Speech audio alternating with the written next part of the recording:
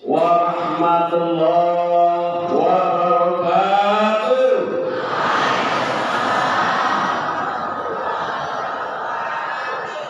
Simpang ampe jeung simpang kalam, cie simpang kedua. Seluruh jemaah yang menjawab salam mudah-mudahan masuk surga. Yang tidak menjawab salam mudah-mudahan tetap masuk surga walaupun tidak dua.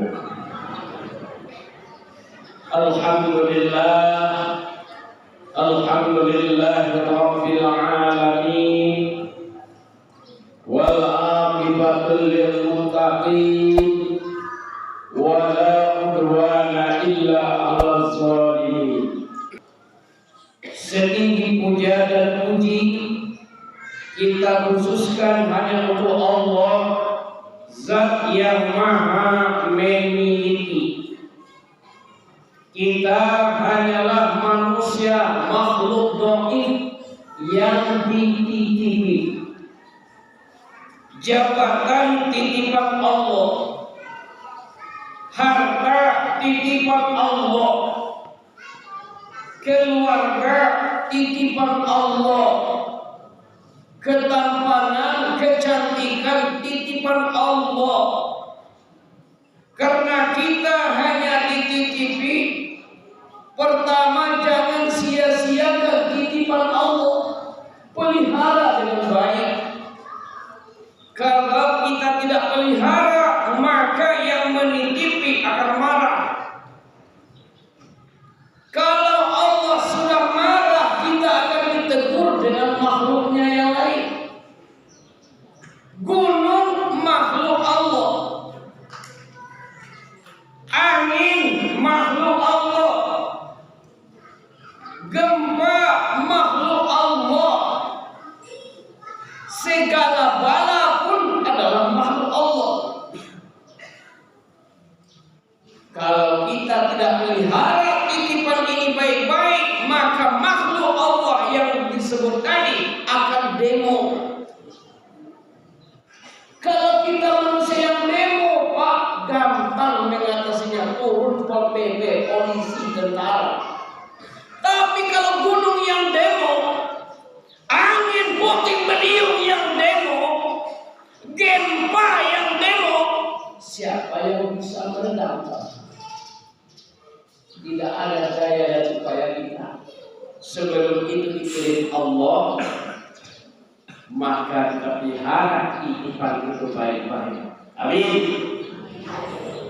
Yang kedua, yang namanya titipan jangan bikin kita sombong. Pangkat dan jabatan kan titipan. Kalau bikin kita sombong, tunggu kehancuran. Ada orang yang punya pangkat jabatan sombong hancur. Itu Fir'aun, tenggelam di Laut Merah. Ada orang kaya yang coba-coba sombong, hancur, Qarun ditelan oleh bumi. Bapak Ibu, selanjutnya kita bersyukur kepada Allah Subhanahu wa taala. Di hari ini tepatnya 27 Rajab 1444 Hijriah, bertepatan 18 Februari 2023.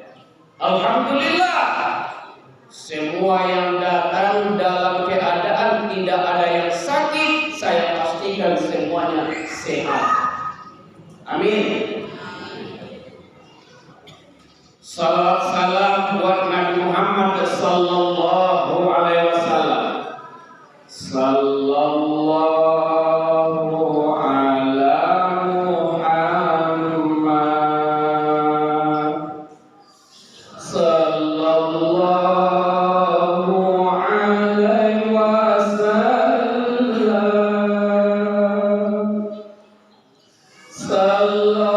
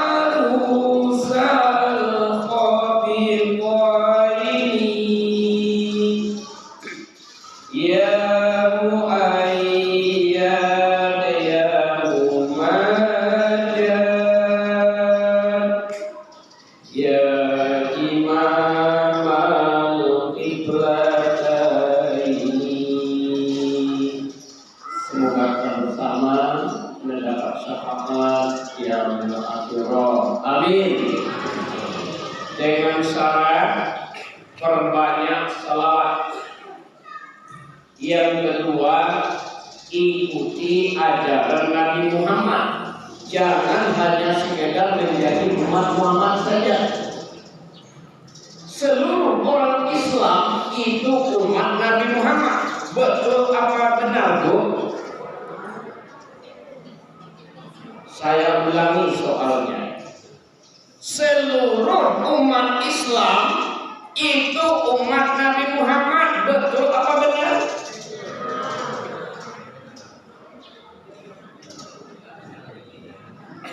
Betul.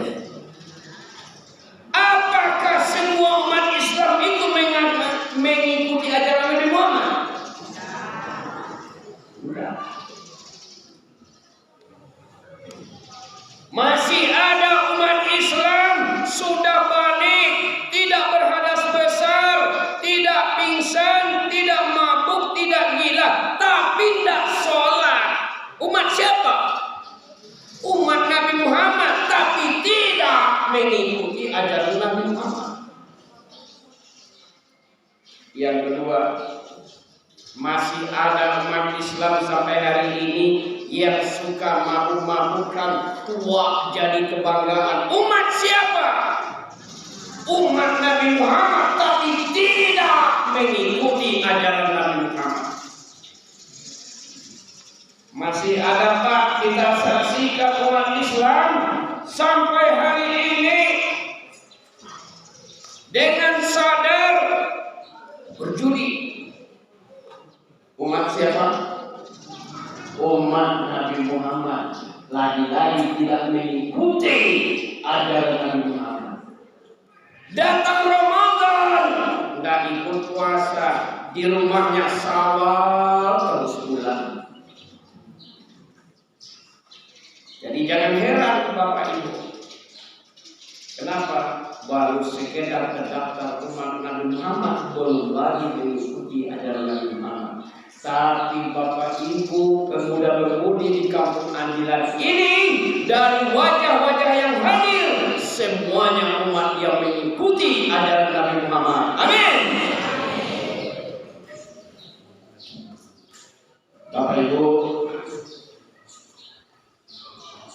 yang kita muliakan, dari unsur pemerintahan, tenaga, Jorong dan lembaga-lembaga yang ada di negari Simpang Tonang Selatan. Yang kita hormati Bapak Kepala Kantor Urusan Agama Kecamatan Bogoto, Bapak-bapak, ibu-ibu, serta pemuda dan pemudi. Alhamdulillah hari ini cukup banyak pemuda-pemudi yang hadir. Ini adalah harapan-harapan kita di masa depan. Bagusnya nagari Simpang Tonang Selatan, majunya nagari Simpang Tonang Selatan, hebatnya agama ke depan terletak di pundak muda-mudi ini selaku pada dalam negari. Ini Bapak Ibu yang kita harapkan di masa depan, yang akan jauh lebih hebat Papua dari kita sekarang ini. Calon-calon pemimpin hebat di masa datang, amin. Calon-calon polisi, amin. Calon tentara, amin. Calon dokter, calon jenazah, calon jenazah pasti. Orang kaya, orang miskin, raja-raja, rakyat biasa, pejabat, wakil rakyat, aparat, ustadz, semua kita pasti mati. Makanya orang hidup jangan takut mati jangan hidup. Kematian itu akan datang kepada kita dua cara, Bapak Ibu. Dua cara. Satu, secara berangsur-angsur. Allah kirim dulu tanda-tanda. Uban mulai menabur, mata mulai kabur, ingatan hilang timbul, gigi gugur, kulit kendor, tulang uban menabur, mato kabur, gigi gugur, kulit kandur, tulang layur, duduk nang paling sana maujur, gulai yang paling lama kundur, makan yang paling rasuk bubur.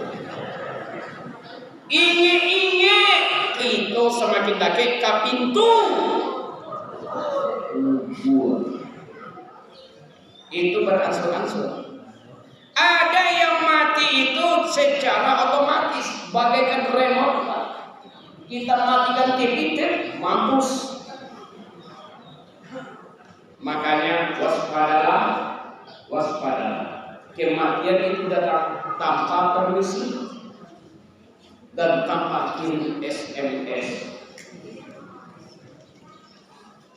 Bapak Ibu yang berbahagia, hari ini kita peringatan Isra Mi'raj, lebih kurang waktu kita 30 menit. Sekarang sudah jam 11:30. Sampai tidak sampai materi, cukup tidak cukup, boleh tidak boleh. Saya ucapkan salam kedua, tolong dijawab. Berarti selesai. Sepakat Bapak Ibu? Sepakat? Itu yang penting. Yang kedua, kalau bahasa, maaf Bapak Ibu, saya belum bisa bahasa Mandarin. Mungkin bahasa yang akan kita gunakan satu bahasa Inggris, dua bahasa Arab, tiga bahasa Indonesia, 4 bahasa Minang. Kalau bahasa Inggris kira-kira paham nggak Bapak Ibu? Paham? Iya betul. Hah? Banyak nggak paham? Sama. Makanya kita pakai bahasa Indonesia dicampur dengan Minang, Indomie. Indonesia Minang. Kita tidak bicara panjang lebar masalah Islam kita, Pak. Kenapa?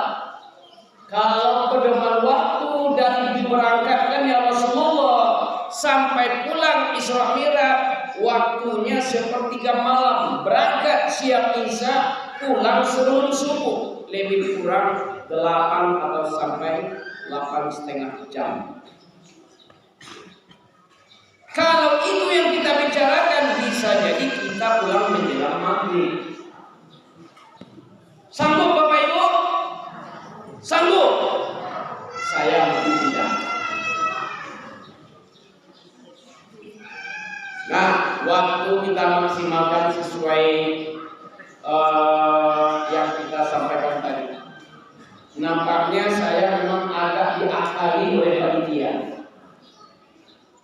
Kalau biasanya Pak, kita mulai ceramah ini sudah ada apa-apa, ada minuman.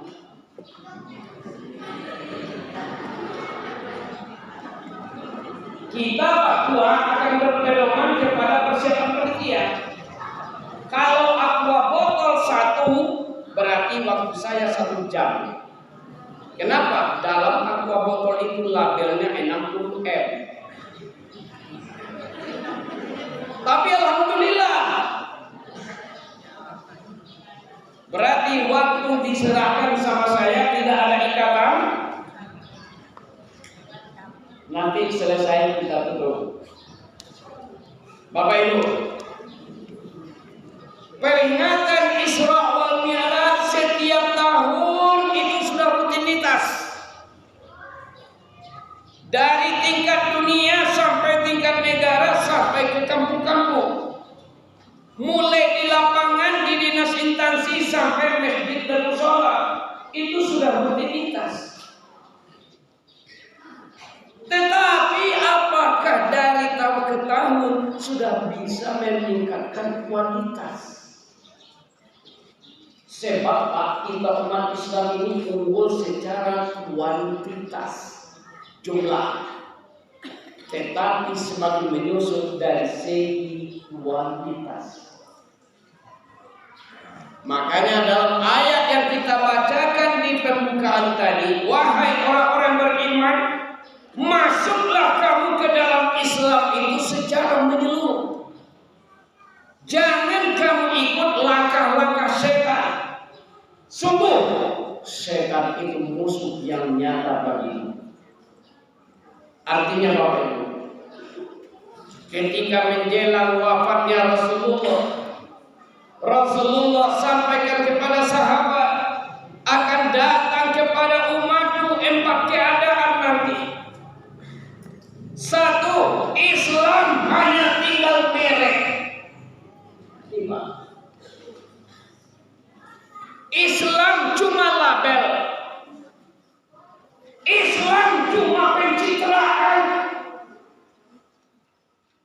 Semakin berkembang, bahkan kita mayoritas, jumlah terbanyak dibanding agama lain.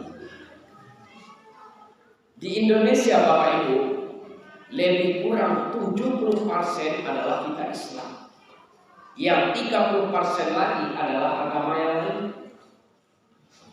Unggul jumlah, semakin menipis pengamalan. Yang kedua, yang dikhawatirkan Rasul, Al-Quran itu hanya tinggal tulisan. Semakin banyak Qori dan Korea setiap MTQ Papua, semakin banyak pondok-pondok tahfiz, semakin bergema MDTA dan TPI. Tetapi anak cucu kemanapun kita mendapat, semakin kurang pengamalan isi kandungan Al-Qurannya. tidak lagi hidup berdasarkan nilai-nilai Al-Quran. Benar, sudah diprediksi oleh Rasulullah. Ketiga, akan datang keadaan kepada kita di mana masjid, surau, musola tumbuh bagai cendawan di musim hujan. Masjid, surau, musola mewah-mewah, megah-megah. Kalau masjid kita ini, saya yakin Bapak Tua, Pak Wali, Mama, ketika nanti peringatan Isra Mi'raj tahun depan, lotengnya sudah bagus, ini sudah dikeramik semua. Amin.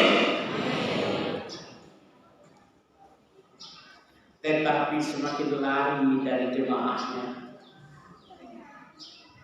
Sudah banyak Pak, masjid ini cuma dibuka satu kali dalam seminggu, ketika Jumat.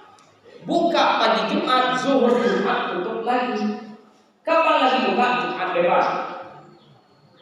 Masih ada masjid-masjid di Kabupaten Pasaman ini yang buka cuma 2 kali setahun. Idul Fitri, Idul Adha. Jemaah-jemaah salat berjamaah semakin mundur semakin maju safnya.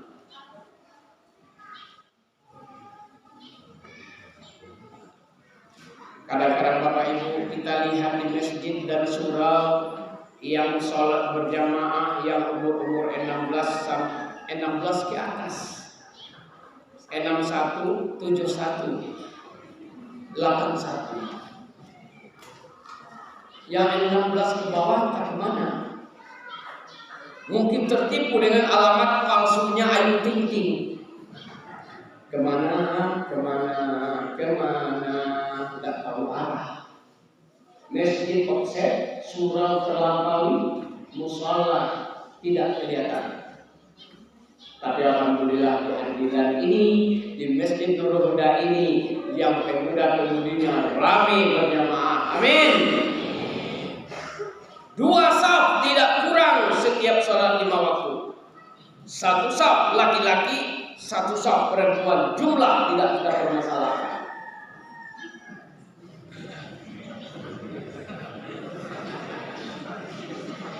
Pak, yang saya bilang kan 2 saf.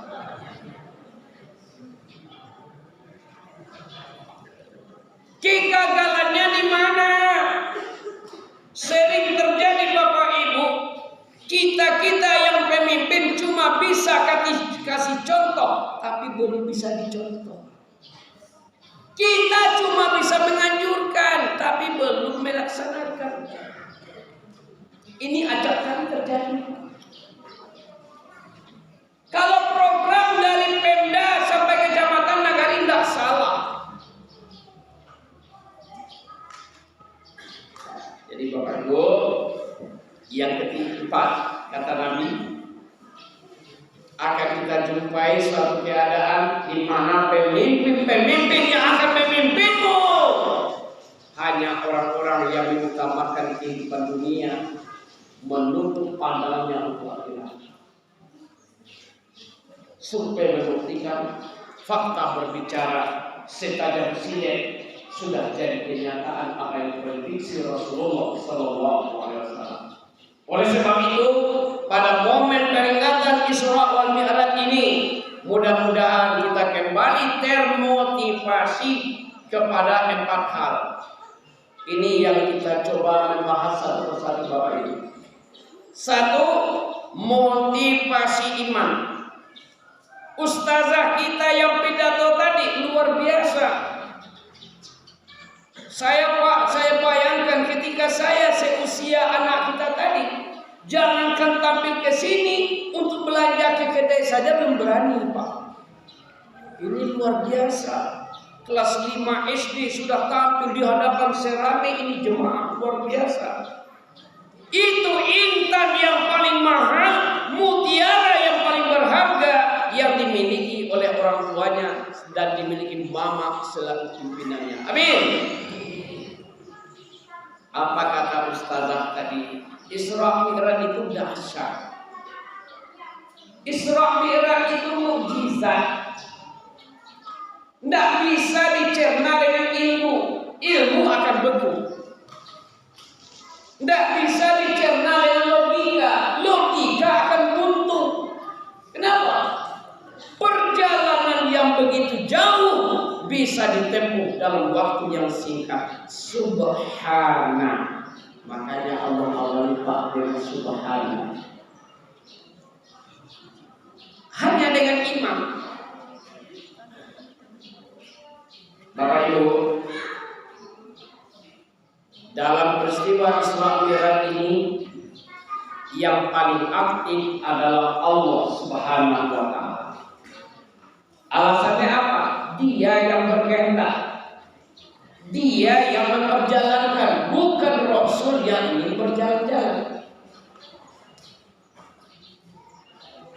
Masjidil Haram, Masjidil Aqsa, kalau dulu ditempuh perjalanan onta 30 hari 30 malam, Pak. Masjidil Aqsa sampai Sidratul Muntaha Mustawa. Sampai hari ini profesor yang paling botak, profesor yang paling botak sekalipun belum ada yang bisa memprediksi berapa triliun kilometer jaraknya ke atas. Tapi ditempuh oleh Nabi cuma sepertiga malam. Kenapa? Asra, dia diperjalankan. Iman. Iman inilah yang menjadi barometer untuk penunjuk arah kehidupan kita. Orang yang hidup dengan iman insya Allah akan lebih mulia dari malaikat-malaikat Allah. Amin. Pak, ketika sampai di langit ketujuh, apa kata malaikat Jibril kepada Nabi Muhammad? Muhammad, engkau akan mi'raj ke hadapan Allah. Kami malaikat cuma sampai di sini Muhammad. Yang bisa di atas itu cuma kamu. Kalau kami paksakan mendampingimu sampai ke atas, hancurlah kami Muhammad. Luar biasa Bapak Ibu, kalau manusia hidup dengan iman. Tapi sebaliknya jika kita hidup tanpa iman, akan lebih buas dari binatang yang paling buas. Bisa kita contohkan Bapak Ibu, adik-adik para pemuda dan pemudi. Ketika kebun ubi kita dimasuki babi, babi tidak pernah membunuh orang yang punya kebun. Sebaliknya babilah yang jadi korban dibunuh orang yang punya kebun. Betul Pak? Betul. Yang kedua, ketika si gerombolan kera atau monyet masuk ke dalam kebun jagung, tidak pernah kera atau monyet itu membunuh orang yang punya jagung. Sebaliknya kera dan monyet yang dibunuh oleh pekebun jagung. Tapi manusia yang tanpa iman, Pak, masuk rumah orang, harta orang yang punya rumah dikuras, orang yang punya rumah dibunuh. Ada nggak kejadian? Ada nggak kejadian? Banyak. Lebih buas manusia yang hidup tanpa iman daripada binatang yang paling buas. Mudah-mudahan dengan Isra Mi'raj ini motivasi iman kita semakin meningkat. Amin. Apalagi buat adik-adik yang muda-muda, silakan jadi pemuda, gapai cita-citamu. Mau jadi apa? Silakan Ananda. Mau jadi polisi? Silakan, polisi yang beriman. Mau jadi tentara? Tentara yang beriman. Mau jadi pejabat? Pejabat yang beriman. Mau jadi perawat? Perawat yang beriman. Mau jadi maling?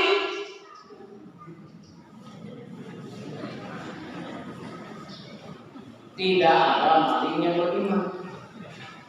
Bukan tidak beriman Pak, cuma imannya ditaruh di rumah dulu. Sama dengan pejabat ke kantor. Man, kau masuk aja dulu dalam laci, man. Kau tak usah ikut ke kantor, man. Kalau kau ikut, payah, man. Makanya masuk aja dulu dalam laci. Saya mau ke kantor. Nah, Pak, sampai di kantor terjadi sogok ini dilipat itu. Ya. Jadi Bapak Ibu yang berbahagia, mudah-mudahan kita bisa mewariskan iman kepada anak-anak buah hati belas jantung kita. Amin. Yang bertanggung jawab adalah satu bapak. Semua laki-laki yang sudah berkeluarga, yang dikarunia anak disebut bapak. Bukan gampang jadi bapak. Jadi ayah mungkin gampang.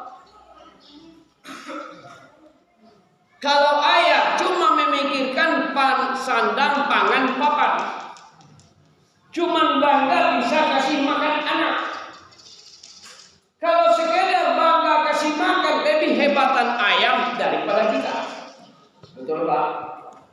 Ayam, Bu, ayam. Ini cerita ayam. Anaknya sampai 12 ekor. Ada yang 14. Siapa yang cari makan? Ayah ayam atau ibu ayam? Ibu ayam. Ibunya enggak kuliah. Jangankan SMA, TK aja enggak. Tapi luar biasa Pak, 12 anaknya besar-besar. Tidak pernah terdampak gizi buruk. Tidak pernah terkena musuh lapar. Tapi manusia kadang-kadang yang punya 2 anak, 3 anak, 2 anak sudah gizi bermasalah. Kenapa? Nah, seorang bapak B berikan. A anak. P pendidikan. A agama. K ketuhanan. Ini apa? Siapa lagi bertanggung jawab? Ibu. Dimanapun kecamatan yang saya datangi, dimanapun kabupaten yang kita kunjungi dalam dakwah ini Pak, setiap saya tanya, seluruh ibu itu semuanya wanita. Betul Bu? Setiap ibu itu wanita.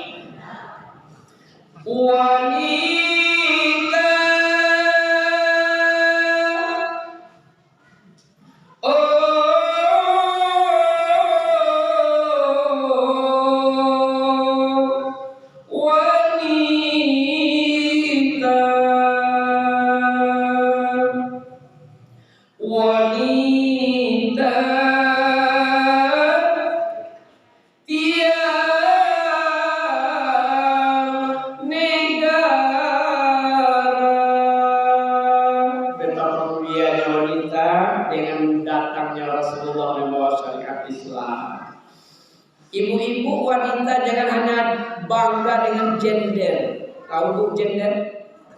Gender itu cuma setara.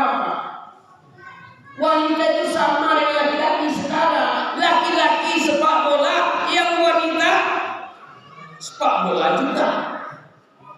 Yang laki-laki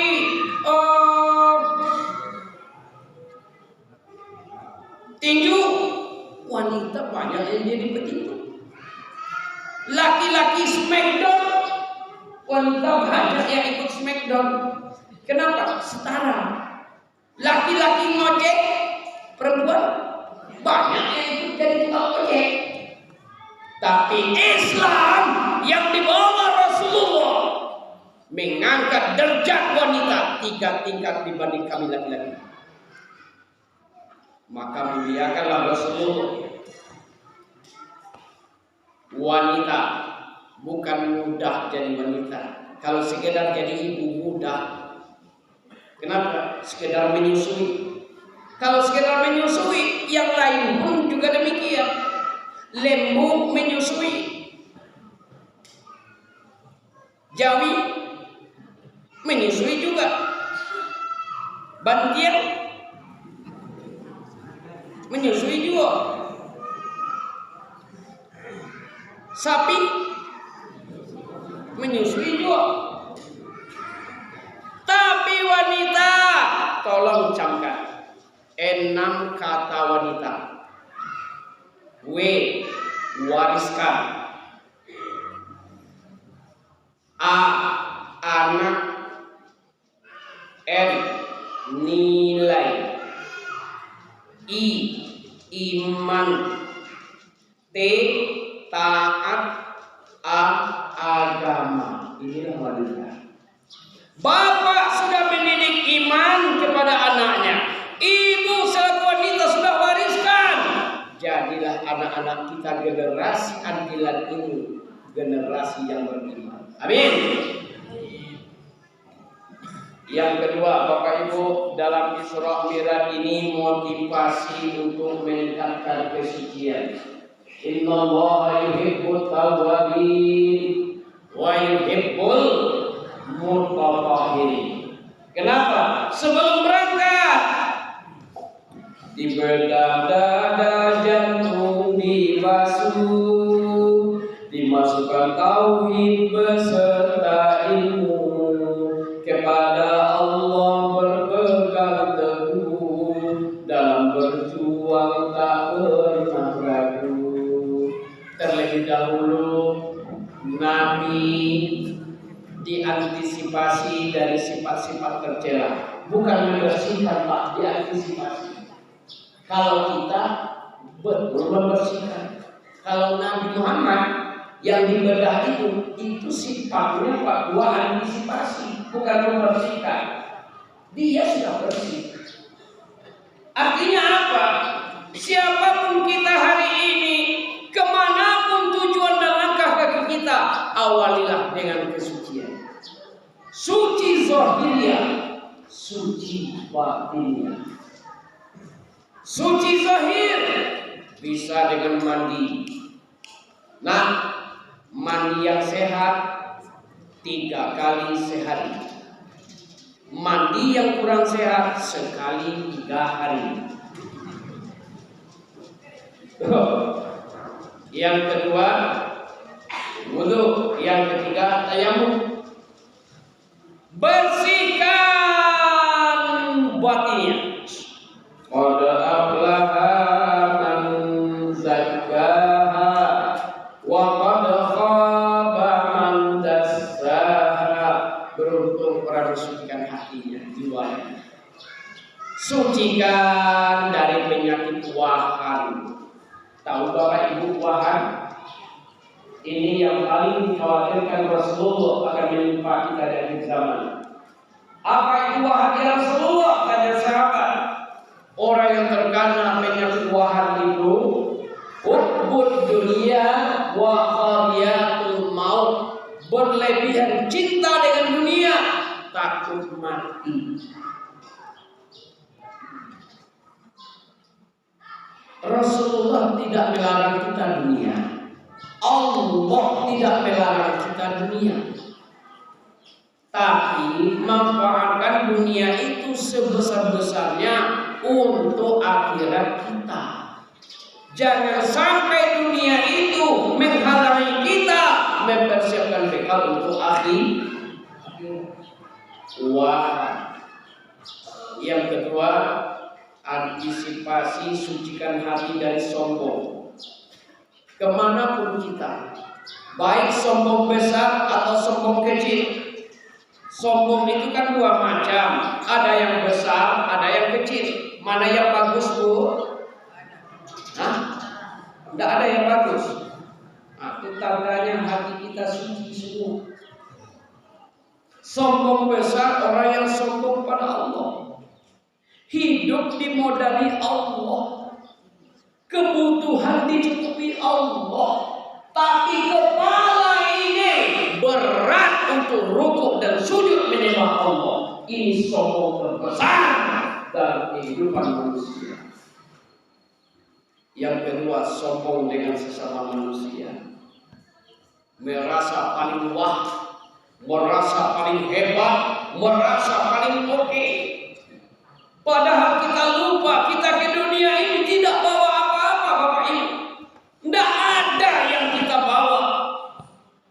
Kita ke dunia ini dalam keadaan bodoh alias dongok bintodon. Tidak ada manusia yang lahir ini pintar, Pak. Kalau Bapak Ibu perlu bukti, bisa tanya nanti bayi-bayi kita di rumah. Jangankan baru lahir, umur 5 bulan kita belum tahu mana mata, telinga, hidung, anggota tubuh kita belum tahu kita. Kenapa ketika Allah titipkan ilmu sedikit kita sombong dengan ilmu kita? Orang bodoh semua. Yang kedua, kita lahir ke dunia ini semuanya dalam keadaan miskin. Betul Bapak Ibu? Tidak ada kita yang kaya. Jangankan bawa harta, sehelai benang pun kita tidak bawa dari alam sana. Kenapa ketika Allah titipkan harta bikin kita sombong? Orang dihargai dengan duit, seolah-olah jalan tidak menginjak tanah. Tahu Bapak Ibu yang jalan tidak menginjak tanah? Kuntilanak. Nah, yang ketiga, kita lahir ke dunia ini dalam keadaan lemah semua. Secara bertahap Allah beri kita kudrat, Allah beri kita tenaga.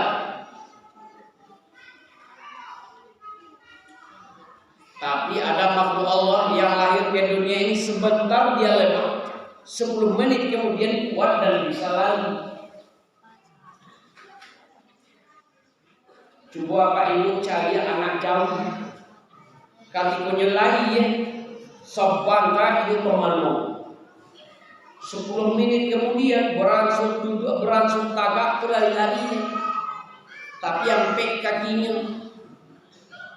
Timbul pertanyaan, Pak, apakah Allah tidak bisa menciptakan kita lahir lalu pandai jalan? Apa yang susah bagi Allah? Innama amruhu idza arada syai'an ayyaqula lahu kun. Tetapi Allah ingin mendidik kita, Pak. Sedangkan bertahap dapat ilmu, bertahap dapat harta, bertahap dapat kekuatan. Banyak manusia itu yang sombong.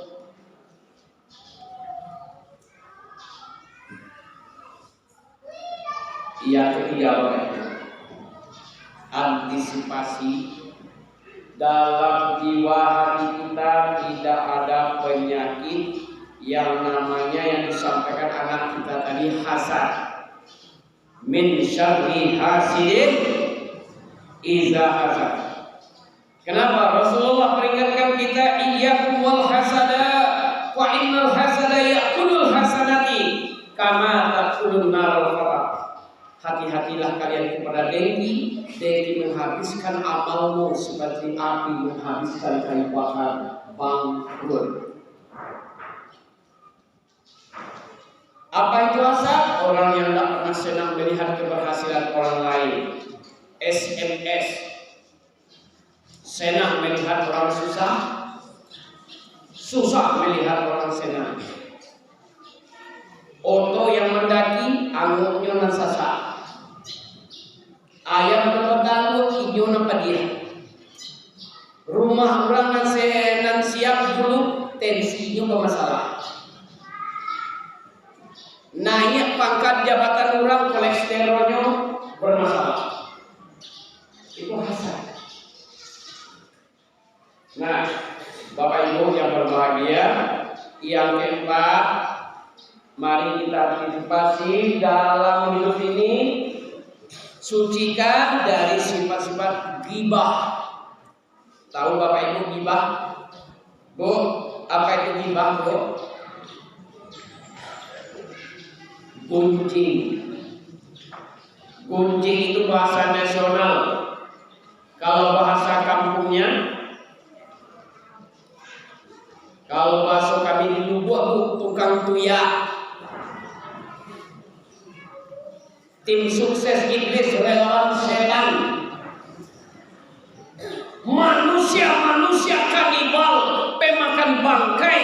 Itulah orang yang suka aib, membuka aib orang lain, mencari salah dan kelemahan orang lain, lupa dengan salah, lemah dan aib dirinya sendiri. Tungau di seberang lautan kelihatan, gajah di pelupuk mata, luput dari pandangan. Na'udzubillah, subhanallah. Bapak Ibu, mudah-mudahan yang ketiga kita termotivasi untuk bersama. Tadi Nini Mama sudah menyampaikan kita siap pesta demokrasi. Dan 2023 menjelang 2024 kita juga akan demokrasi yang lebih besar. Pemilihan partai, pemilihan caleg sampai pemilihan di tingkat negara. Akan terjadi banyak warna, akan terjadi banyak pilihan, akan terjadi banyak nomor. Betul Bapak Ibu? Tetapi kita jangan picik, kita jangan berpikiran sempit. Perbedaan tidak meluluh lantahkan ukhuwah Islamiyah kita.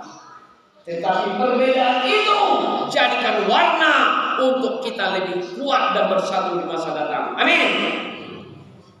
Ibu-ibu, kalau bahasa di Andilanto, kalau membuat gulai bahasa kami di Lombok, kalau di Sikoto, samo,